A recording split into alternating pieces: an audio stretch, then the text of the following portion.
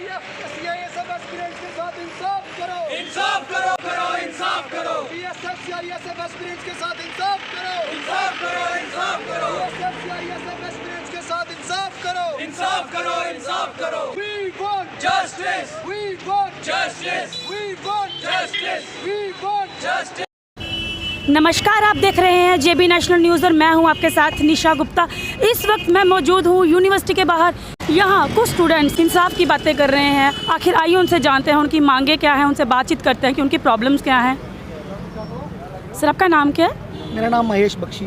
Sir, क्या problems आ रही हैं आपकी, क्या मांगे हैं आपकी सरकार से? मैम, प्रॉब्लम ये आ रही है कि आंखों से वो दृश्य देखे नहीं जाते। आज 2 महीने से ज़्यादा का समय बीत जाने को है। भाजपा कार्यालय के ठीक सामने कुछ बच्चे बीएसएफ और सीआईएसएफ के एस्पिरेंट्स, जिनका फिजिकल क्लियर है, जिनका रिटन क्लियर है, जिनका मेडिकल तक हो चुका है, फिर भी उनको उनकी अपॉइंटमेंट्स नहीं दी गई। आज वो बच्चे वहाँ पर पिछले 2 महीने से धरना लगा कर बैठे हैं। उससे भी शर्मनाक बात यह है कि भाजपा के कुछ आला नेताओं ने पुलिस वहाँ पर भेज के उन बच्चों के तरपाल जो उनको धूप से और सर्दी से ठंड से या बारिश से बचाते थे वो भी उठा लिए गए।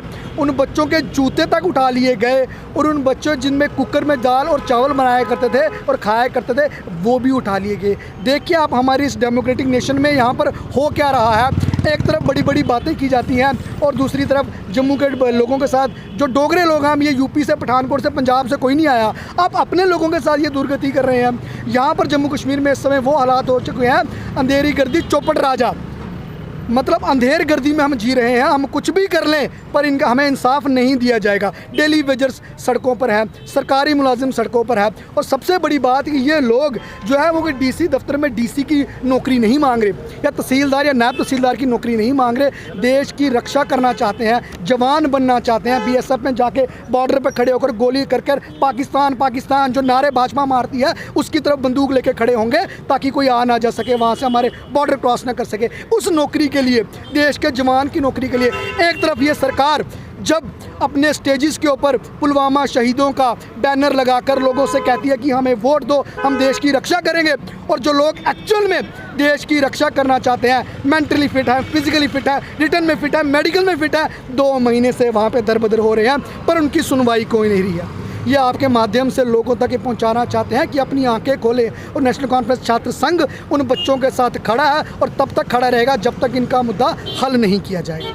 ठीक है सर, आप क्या कहना चाहेंगे इस बारे में? बस मैं यही कहूँगा जो इन्होंने खुद कह दिया, जैसे आपको पता ही है कि वो लोग जो बीएसएफ सीआईएसएफ के एस्पायरेंट्स हैं कम से कम 70 दिनों से वो दरबदर हैं और वो सरकारों ने उनके साथ झूठे वादे किए थे, खोखले वादे किए थे, क्योंकि उस वक्त जम्मू कश्मीर में डीडीसी के इंतखाबात जो थे वो ज़ोरों पे थे। और एक तरफ जहां नरेंद्र नाथ वोरा से लेके आपके मरमू साहब थे और आज के जो मनोज सिन्हा साहब है, और जम्मू कश्मीर की सरकार में जितने भी वज़ीर रहे हैं, चाहे वो चीफ मिनिस्टर हो, डिप्टी चीफ मिनिस्टर हो, चाहे वो कविंदर गुप्ता हो, चाहे वो निर्मल सिंह हो, एक तरफ ये कश्मीर में वो लोग जो टेररिस्ट हैं, जो अपने मुल्क के लिए बंदूक उठाते हैं, जो नाजायज़ लोगों को तड़पाते हैं, सरकार उनको कहती है कि आप वापस आइए, आप सरेंडर कीजिए, आप वेपन छोड़ दीजिए, हम आपको रिहेबिलिटेट करेंगे और हम आपको J&K में नौकरी देंगे।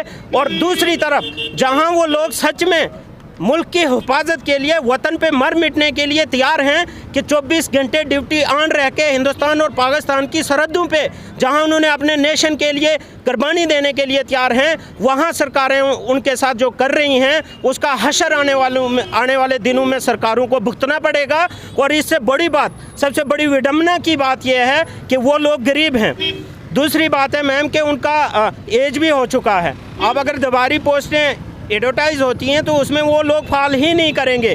सर, जैसे कि आपने भी बात की भर्ती के बारे में, तो कुछ उनमें से ऐसे बच्चे भी होंगे जिनकी लास्ट भर्ती थी, जिनकी एज हो गई है, तो जब वो दोबारा भर्ती देखने जाएंगे उनको तो बाहर निकाल दिया जाएगा। उसके बारे में आपके क्या व्यूज़ हैं? हिंदुस्तान का जो कानून है एज के क्राइटेरिया को लेके, वो आज तक यही है कि दोबारा जब वो बच्चे जाएंगे उस भर्ती में तो एज के मसले में, उम्र के लिहाज से उनको बाहर कर दिया जाएगा। मैम, क्या आपने कभी ऐसा सुना है कि हिंदुस्तान के MP का एज ख़त्म हो चुका है, अब ये इलेक्शन नहीं लड़ सकता है? क्या आपने सुना कि हिंदुस्तान में MLA कोई ऐसा है जिसके लिए एज क्राइटेरिया, एज ख़त्म हो गई है? अगर उनका इतना बड़ा मसला है एज को लेके, तो फिर डॉक्टर जितेंद्र ने वादा क्यों किया था उनसे? मुझे लगता है डॉक्टर जितेंद्र पार्लियामेंट में एज क्राइटेरिया को मॉडिफाई करने वाले हैं, और अगर नहीं करने वाले हैं तो उन्होंने उन बच्चों के साथ क्यों ये वादा किया था, क्यों झूठ बोला था उनके साथ? डॉक्टर जितेंद्र जी सियासत कर रहे हैं ना, लेकिन ये वो बच्चे हैं जो देश के लिए मरना चाहते हैं। तो आप हमारे चैनल के माध्यम से सरकार को ये कहना चाहेंगे कि एज की लिमिट थोड़ी और बढ़ा दी जाए? एक तो मैं आपके माध्यम से सरकार को ये सीधा पैगाम देना चाहता हूँ कि भाई साहब, पार्लियामेंट की दहलीज पे, पार्लियामेंट की आपने जो सीढ़ियाँ छुई है, इन बच्चों के और हम गरीबों के वोटों से आप पार्लियामेंट की सीढ़ियाँ छुए हैं।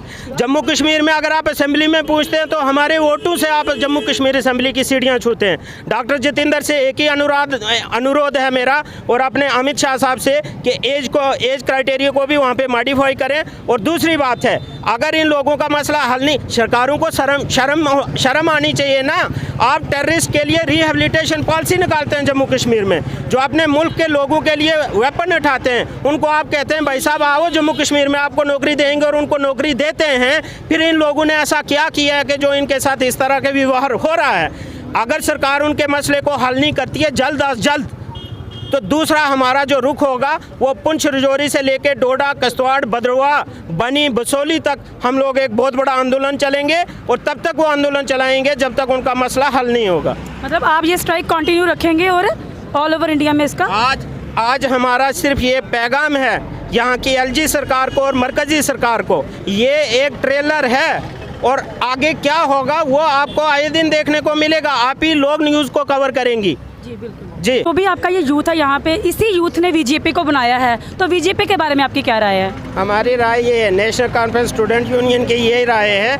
मैंने आपको पहले ही कहा कि हम लोगों के वोटों से ये लोग पार्लियामेंट की सीढ़ियाँ छुए हैं, जम्मू कश्मीर असेंबली की सीढ़ियाँ छुई हैं, और आने वाले टाइम में मुस्तकबिल जो है भारतीय जनता पार्टी का वो ज़ीरो होगा, वो बिल्कुल ख़त्म हो जाएंगे, निस्तो नाबूद हो जाएंगे। इनका नामो निशान यहाँ की गरीब अवाम मिटा देगी। जिस तरह से इनको जम्मू को लेके, खास करके जम्मू प्रोविंस को लेके जो ये इनकी झूठी हमदर्दी है, वो आने वाले दिनों में नेशनल कॉन्फ्रेंस स्टूडेंट यूनियन के तमाम रिप्रेजेंटेटिव्स और मेंबर्स इनको नंगा करके पब्लिक के सामने इनका जो असली चेहरा है वो हम रखेंगे। ऐसे ही अगली अपडेट देखने के लिए जुड़े रहें हमारे चैनल जेबी नेशनल न्यूज़ में निशा गुप्ता के साथ। धन्यवाद। जय जम्मू, जय डोगर, जय भारत।